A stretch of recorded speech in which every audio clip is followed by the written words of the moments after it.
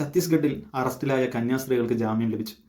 ജാമ്യത്തിന് തൊട്ട് മുൻപും ശേഷവും നടന്ന ചില ചർച്ചകൾ, അഭിപ്രായങ്ങൾ, നിരീക്ഷണങ്ങൾ, പ്രതികരണങ്ങളൊക്കെ കാണുമ്പോൾ നമ്മളെയൊക്കെ വിഡ്ഢികളാക്കാൻ ഇവർ ശ്രമിക്കുന്നതിൻ്റെ ഏറ്റവും വലിയ തെളിവാണ് ഇതിലൂടെയൊക്കെ പുറത്തു വരുന്നത്. നമ്മളൊക്കെ കാലാകാലങ്ങളായിട്ട് അനുഭവിക്കുന്നതാണ്. രാഷ്ട്രീയക്കാർ പൊതുജനങ്ങളെ വിഡ്ഢികളാക്കിക്കൊണ്ട് തന്നെയാണ് പലപ്പോഴും കാര്യങ്ങൾ നേടിയെടുക്കുന്നത്. അവർ നേർക്ക് നേരെയുള്ള സംവാദാത്മകമായ സമീപനമൊന്നും അവരുടെ ഭാഗത്തു നിന്ന് പലപ്പോഴും ഉണ്ടാകാറില്ല. കബളിപ്പിക്കലും അതുപോലെ തന്നെ ജനങ്ങളെ പരിഹസിക്കലും ഈ തരത്തിൽ തന്നെയാണ് അവർ കാര്യങ്ങളൊക്കെ പലപ്പോഴും മുന്നോട്ട് കൊണ്ടുപോകാറുള്ളത്. പല കാര്യങ്ങൾ തന്നെയാണ് സത്യസന്ധമായ കാര്യങ്ങൾ തുറന്നു പറയുകയും ജനങ്ങളോട് സംവദിക്കുകയും ചെയ്യുന്ന രാഷ്ട്രീയ സമീപനമൊക്കെ ഏതോ കാലത്ത് അസ്തമിച്ചു കഴിഞ്ഞ് ഇപ്പോൾ എന്ന് പറഞ്ഞിട്ടുണ്ടെങ്കിൽ ഒരു പ്രഹസനവും അതുപോലെ തന്നെ കാര്യങ്ങൾ നേടിയെടുക്കാനുള്ള ഐഡിയ, ഇതാണ് പല കാര്യങ്ങളിലും നടന്നു വരുന്നത്. ഏതായാലും ഛത്തീസ്ഗഡിലെ കന്യാസ്ത്രീകളുടെ വിഷയത്തിൽ എന്നത്തെ പറഞ്ഞാൽ ജനങ്ങൾ വിഡ്ഢികളാക്കുന്നത് ഏറ്റവും കൂടുതൽ ചിന്തിക്കേണ്ട ഒരു കാര്യമുണ്ട്. ഇതിൽ അവരെ അറസ്റ്റ് ചെയ്തത് ഛത്തീസ്ഗഡിലെ പോലീസാണ്. അവർക്കെതിരെ കോടതിയിൽ വാദിച്ചത് ഛത്തീസ്ഗഡിലെ ഗവൺമെൻറ്റിൻ്റെ അഭിഭാഷകനാണല്ലോ. അവർക്കെതിരെ നിലകൊണ്ടതും ഛത്തീസ്ഗഡിലെ BJPയും അവിടുത്തെ ഗവൺമെൻറ്റുമാണ്. എന്നിട്ടാണ് കേരളത്തിലെ ഗവൺമെൻറ് കേരളത്തിലെ BJP അവരെ പുറത്തിറക്കണം എന്നിട്ട് അവിടെ പോയതും അഭിപ്രായങ്ങൾ പറഞ്ഞത്, അതിനുള്ള ശ്രമങ്ങൾ നടത്തിയതും അവസാനം NIA കോടതി അവർക്ക് ജാമ്യം അനുവദിച്ചപ്പോൾ അത് തങ്ങളുടെ വിജയമാണ്, തങ്ങൾ ശ്രമിച്ചത് കൊണ്ടാണ് ഇവർക്ക് ജാമ്യം ലഭിച്ചത് എന്നൊക്കെ പറയുന്നത്. ഇതിൽ ചിന്തിക്കുന്ന ബുദ്ധിയുള്ള മനുഷ്യർക്കറിയാം അറസ്റ്റ് ചെയ്തത് ഇവർ തന്നെയാണ്, പുറത്തിറക്കാൻ ശ്രമിച്ചത് ഇവർ തന്നെയാണ്. ഇവർ മാത്രമല്ല, എല്ലാവരും ശ്രമിച്ചിട്ടുണ്ട്, ഇവരും ശ്രമിച്ചിട്ടുണ്ട്. ഈ ഇരട്ടത്താപ്പിൻ്റെ അപ്പോസ്തലന്മാരാണ് ഇവർ. ഇത് ജനങ്ങളെ കണ്ണിൽ പൊടിയിടുക. പിന്നെ ഈ DYFIൻ്റെ നേതൃത്വമൊക്കെ പ്രതികരിച്ചിട്ടുണ്ടല്ലോ, നല്ല കൃത്യമായിട്ട് അവർ പറഞ്ഞിട്ടുണ്ട്. അറസ്റ്റ് ചെയ്തത് ഇവർ, എന്നിട്ട് പുറത്തിറക്കുന്നത് ഇവർ, എന്നിട്ട് ഞങ്ങൾ നേടിയെടുത്ത് ഞങ്ങളാണ് ജാമ്യത്തിന് വേണ്ടി മുൻകൈ എടുത്തതെന്നൊക്കെ. സത്യത്തിൽ ഇവരെ ജയിലിൽ അടക്കാൻ മുൻകൈ എടുത്തതാരാ? അത് ഇവർ തന്നെയാണ്. അതിവർ പറയില്ല. അതിവർ പറഞ്ഞിട്ടുണ്ടെങ്കിൽ അവർ ഈ കാണിച്ചതെല്ലാം ജനങ്ങളുടെ മുമ്പിൽ തകരില്ലേ. പക്ഷേ അവർ കാര്യം മനസ്സിലാക്കണം, ജനങ്ങൾ ഇതൊക്കെ മനസ്സിലാക്കുന്നുണ്ട്. ജനങ്ങൾ ഇതെല്ലാം മനസ്സിലാക്കുന്നുണ്ട്. ഈ ക്രിസ്ത്യൻസിനോട് ഇത്രയും സ്നേഹം BJPക്ക് ഉണ്ടായിരുന്നെങ്കിൽ ഇതിനു മുമ്പ് സ്റ്റാൻഡ് സ്വാമിയെ പോലെയുള്ള പലരും ജയിലിൽ കിടന്നിട്ടുണ്ട്. ചില ആളുകൾ മരണപ്പെട്ടിട്ടുണ്ട് ജയിലിൽ കിടന്നിട്ട്, അല്ലേ? നിരപരാധികളായ ഒരുപാട് ക്രിസ്ത്യൻ സഹോദരന്മാർ ജയിലിൽ കിടന്നിട്ടുണ്ട്, കിടക്കുന്നുണ്ട്. അതുപോലെ തന്നെ മുമ്പ് ഛത്തീസ്ഗഡിൽ നിന്ന് തന്നെയാണ് എൻ്റെ ഓർമ്മ, ഒരു വാഹനത്തിലിട്ട് വിദേശികളായ കുറച്ച് ആളുകളെ ക്രിസ്ത്യൻസിനെ കത്തിച്ച് കളഞ്ഞ് ഹിന്ദുത്വവാദികൾ.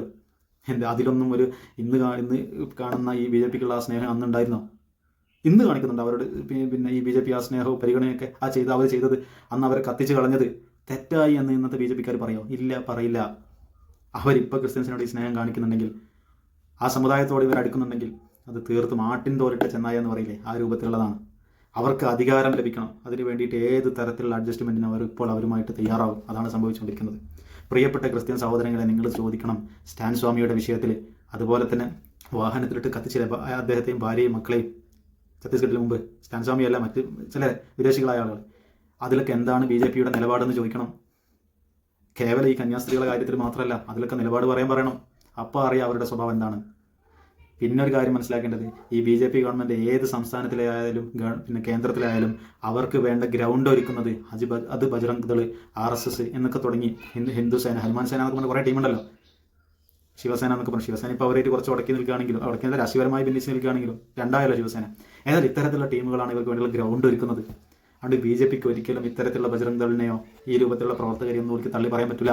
ആൾക്കൂട്ട ആക്രമണത്തെ അവർക്ക് പൂർണ്ണമായി തള്ളി പറയാൻ പറ്റില്ല. കാരണം ഇവർക്ക് ഭരിക്കാനുള്ള സൗകര്യം ഒരുക്കി കൊടുക്കുന്നത് അവരാണ് യഥാർത്ഥത്തിൽ ഗ്രൗണ്ടിൽ ഇറങ്ങി കളിക്കുന്നത്, BJPയേക്കാൾ കൂടുതൽ. നിങ്ങൾ ചോദിക്കണ്ടേ ഈ കന്യാസ്ത്രീ, പ്രിയപ്പെട്ട ക്രിസ്ത്യൻ സഹോദരന്മാരോടെയാണ് ഞാൻ പറയുന്നത്, നിങ്ങൾ ചോദിക്കേണ്ട ഏറ്റവും വലിയ ചോദ്യമുണ്ട്. എന്താ? അവർ കന്യാസ്ത്രീകൾ തെറ്റ് ചെയ്തെന്ന് സങ്കല്പിക്കുക, എങ്കിൽ പോലും അവിടെ കൈകാര്യം ചെയ്യാൻ ആർക്കാണ് അവകാശം ചോദ്യം ചെയ്യാൻ? അതിന് നിയമപരമായ ചില വഴികളുണ്ട്, സംവിധാനങ്ങളുണ്ട്. ഈ ബജ്റംഗ് ദളിന് ആരാണ് അനുവാദം കൊടുത്തത്? അല്ലേ? അതൊക്കെ ചോദിക്കേണ്ടതാണ്. അവരെ നിങ്ങൾ തള്ളിപ്പറയുമോ? ഇത്തരം സ്വഭാവത്തെ, നിയമത്തെ കയ്യിലെടുക്കുന്ന സ്വഭാവത്തെ തള്ളിപ്പറയുമെന്നൊക്കെ നിങ്ങൾ ചോദിക്കണം. ഇങ്ങനെ ഒരുപാട് ചോദ്യങ്ങൾ നിങ്ങൾ ചോദിക്കാനുണ്ട്. നിങ്ങൾക്കതൊന്നും ചോദിക്കാൻ നേരമില്ല. അതുപോലെ തന്നെ മറ്റൊരു കാര്യം പറയാനുള്ളത് ഈ വിഷയത്തിൽ, ഇങ്ങനെയൊക്കെ സംഭവിച്ചതുകൊണ്ട് ഇവിടെയുള്ള ക്രിസ്ത്യൻസ്, ഇപ്പോൾ തൃശ്ശൂരിലൊക്കെ കുറേ വോട്ട് അവർക്ക് പോയല്ലോ BJP ക്രിസ്ത്യൻസിൻ്റെ ഭാഗത്തുനിന്ന്, രൂപതയുടെ ഭാഗത്തുനിന്നൊക്കെ. അതുപോലെ ഇനിയും പോകില്ല എന്നാണോ ജനങ്ങൾ വിശ്വസിക്കുന്നത്? ഞാൻ വിശ്വസിക്കുന്നില്ല. ഇനിയും വോട്ടുകൾ പോകും. ക്രിസ്ത്യൻ ആളുകളുടെ നിന്ന് നേതൃത്വത്തിൻ്റെ നിർദ്ദേശപ്രകാരം ഇനിയും BJPക്ക് വോട്ട് പോകും. ഇത്തരത്തിൽ ഈ സംഭവത്തിൻ്റെ പേരിലൊന്നും അവർ തമ്മിലുള്ള ബന്ധം കൂടുതൽ വഷളാകാനോ അവർ വിഘടിച്ചു പോകാനൊന്നും ഞാൻ സാധ്യത കാണുന്നില്ല. ഇനിയും വോട്ട് കൊടുക്കും, കൂട്ടുകൊടുക്കും. കാരണം എന്താണെന്നറിയാം, ഞാൻ മനസ്സിലാക്കുന്നത് അവരെന്നല്ല പലരുടെയും, അവരുടെയൊക്കെ നേതൃത്വത്തിലുള്ള പലരുടെയും ഉള്ളിൽ ഭയമുണ്ട്.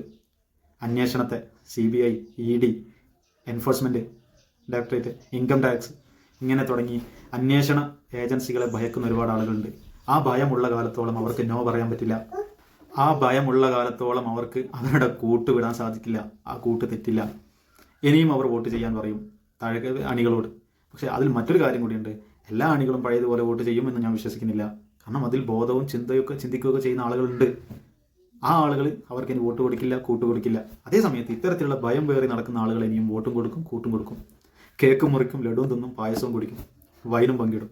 ഇതൊക്കെ സംഭവിക്കും. അതുകൊണ്ടാണ് ഇത്തരത്തിലുള്ള പ്രശ്നങ്ങളൊക്കെ ഇപ്പം നിങ്ങൾ അഭിമുഖീകരിക്കുന്നുണ്ടല്ലോ. ഈ ക്രിസ്ത്യൻ മാനേജ്മെൻറ്റും അതുപോലെ തന്നെ രൂപതയും കാര്യങ്ങൾ, അവരുടെ പിന്നെ ഉന്നതതലത്തിലുള്ള ആളുകളൊക്കെ ഇതൊക്കെ മുന്നിൽ കണ്ടിട്ടാണ് മുസ്ലിം സമുദായം ആദ്യമേ ഇത്തരത്തിലുള്ള ആളുകൾ അകറ്റി നിർത്തിയത്. സമുദായത്തിൻ്റെ ഔദ്യോഗിക സംവിധാനങ്ങൾ ഒരിക്കൽ പോലും BJPയുമായിട്ട് രാഷ്ട്രീയ കൂട്ടുകെട്ടിന് തയ്യാറായിട്ടില്ല ഇതുവരെ.